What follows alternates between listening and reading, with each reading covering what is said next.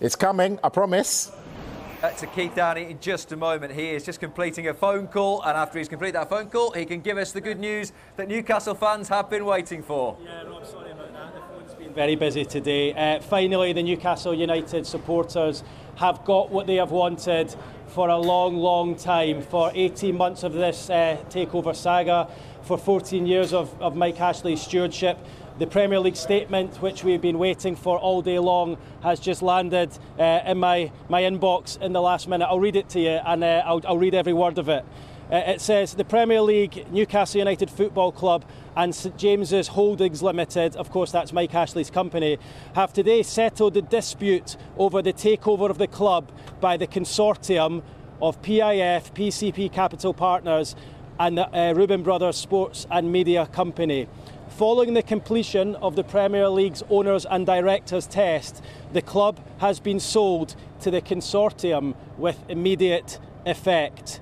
They say the legal disputes concerned which entities would own and or have the ability to control the club following the takeover. So they say the legal disputes concerned which entities would own and or have the ability to control the club following the takeover. But all parties have agreed that the settlement is necessary to end the long uncertainty for fans over the club's ownership.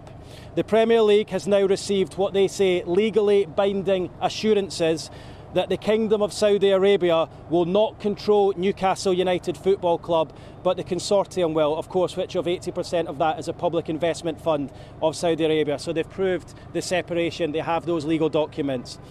And they finally say this in the statement, the Premier League, they say, all parties are pleased to have concluded this process, which gives certainty and clarity to Newcastle United Football Club and their fans.